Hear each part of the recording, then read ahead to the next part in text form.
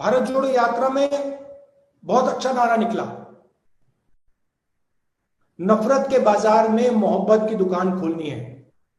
यही आपका काम है और कुछ बोलने की जरूरत नहीं है। मणिपुर में इन्होंने नफरत की बाजार खोली, चलिए हम जाके मोहब्बत की दुकान खोलते हैं। जहां भी ये नफरत फैलाते हैं वहां आप जाके मोहब्बत की दुकान खोलिए। आपके दिल में देश प्रेम है। जब देश को चोट लगती है, कहीं भी हो, मणिपुर में हो,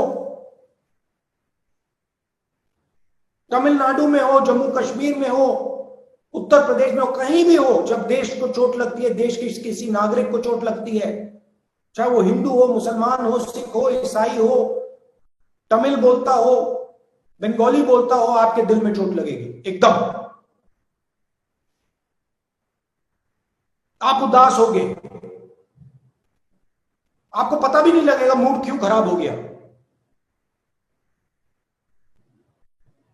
मगर उनके दिल में ऐसी कोई बात नहीं है।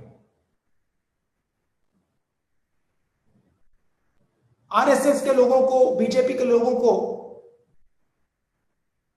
कोई दर्द नहीं हो रहा, कोई दुख नहीं है उनके दिल में, क्योंकि हिंदुस्तान को बांटने का काम यही करते हैं और सदियों से करे आ रहे हैं। तो ये आपकी लड़ाई है। ऑपोजिशन अलायंस ने बहुत सुंदर नाम चुना,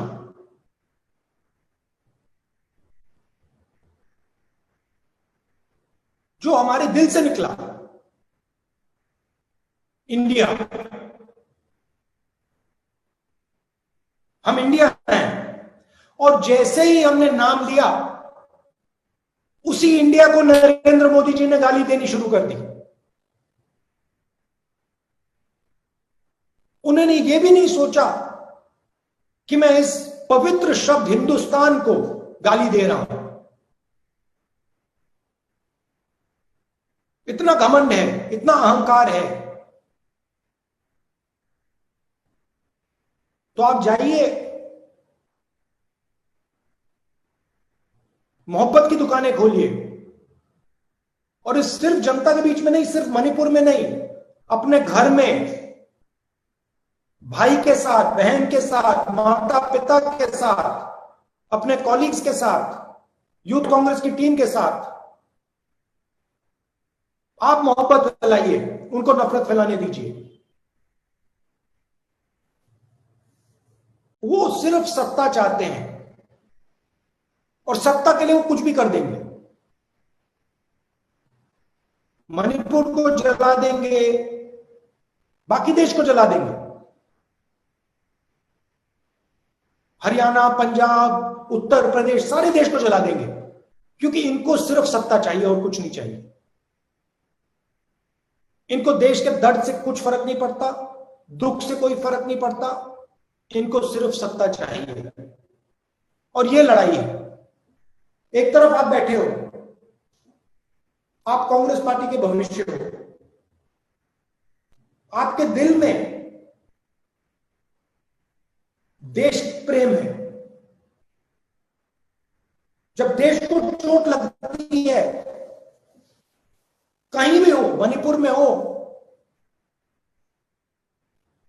तमिलनाडु में हो, जम्मू कश्मीर में हो, उत्तर प्रदेश में हो, कहीं भी हो, जब देश को चोट लगती है, देश की किसी नागरिक को चोट लगती है, चाहे वो हिंदू हो, मुसलमान हो, सिख हो, ईसाई हो, तमिल बोलता हो, बंगाली बोलता हो, आपके दिल में चोट लगेगी एकदम। आप उदास होगे, आपको पता भी नहीं लगेगा मूड क्यों खराब हो गया, मगर उनके दिल में ऐसी कोई बात नहीं है। आरएसएस के लोगों को, बीजेपी के लोगों को कोई दर्द नहीं हो रहा, कोई दुख नहीं है उनके दिल में, क्योंकि हिंदुस्तान को बांटने का काम यही करते हैं और सदियों से करे आ रहे हैं। तो ये आपकी लड़ाई है। आपने देखा मणिपुर में क्या हुआ और क्या हो रहा है, और आपको आश्चर्य होगा कि प्रधानमंत्री जी ने मणिपुर के बारे में एक शब्द नहीं कहा। आपको लगा होगा कि देश के प्रधानमंत्री जब देश का एक प्रदेश जल रहा है तो देश का प्रधानमंत्री कुछ ना कुछ तो कहेगा। आप में से बहुत सारे लोगों को लगा होगा कि देश का प्रधानमंत्री हवाई जहाज में जाकर इम्फाल में, कम से कम इम्फाल में लोगों से बात करेगा। पिछले कोई भी प्रधानमंत्री होते, कांग्रेस के प्रधानमंत्री तो वहीं बैठ जाते, मगर आपको आश्चर्य होगा कि हिंदुस्तान का प्रधानमंत्री नरेंद्र मोदी मणिपुर क्यों नहीं जा रहा है, मणिपुर के बारे में बोल क्यों नहीं रहा है? क्योंकि नरेंद्र मोदी जी चुने हुए लोगों के प्रधानमंत्री हैं, आरएसएस के प्रधानमंत्री हैं। उनको मणिपुर से कोई लेना देना नहीं। वो जानते हैं कि उनकी विचारधारा ने मणिपुर को जलाया है, मगर जो मणिपुर में दुख है, दर्द है, जो महिलाओं को चोट पहुंची है, उससे नरेंद्र मोदी जी को कोई फर्क नहीं पड़ता।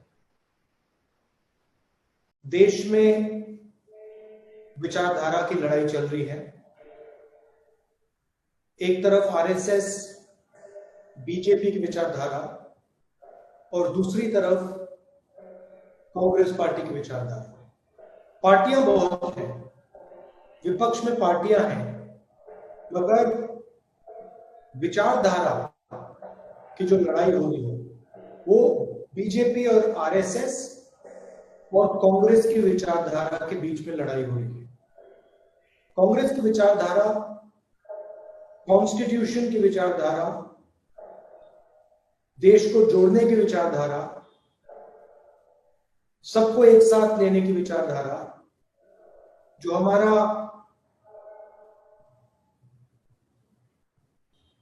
अनइक्वल सोशल सिस्टम है, उसके खिलाफ लड़ने की विचारधारा कांग्रेस की है। आरएसएस और बीजेपी चाहते हैं कि चुने हुए लोग इस देश को चलाएं, पूरा का पूरा धन चुने हुए लोगों के हाथों में हो, सारे के सारे इंस्टीट्यूशंस उन्हीं लोगों के कंट्रोल में रहें, चाहे वो जुडिशरी हो, चाहे वो ब्यूरोक्रेसी हो, चाहे वो आर्मी हो, इलेक्शन कमीशन हो, स्कूल्स और कॉलेजेस हो। आरएसएस चाहती है कि ये सारे के सारे उन्हीं के कंट्रोल में रहें। हम चाहते हैं कि ये जो हमारे इंस्टीट्यूशंस हैं, ये जो हमारा देश है, ये सबका है, हर जात का है, हर धर्म का है, और सब लोगों को इस देश में रक्षा मिलनी चाहिए, एकता होनी चाहिए, भाईचारा होनी चाहिए। ये लड़ाई है।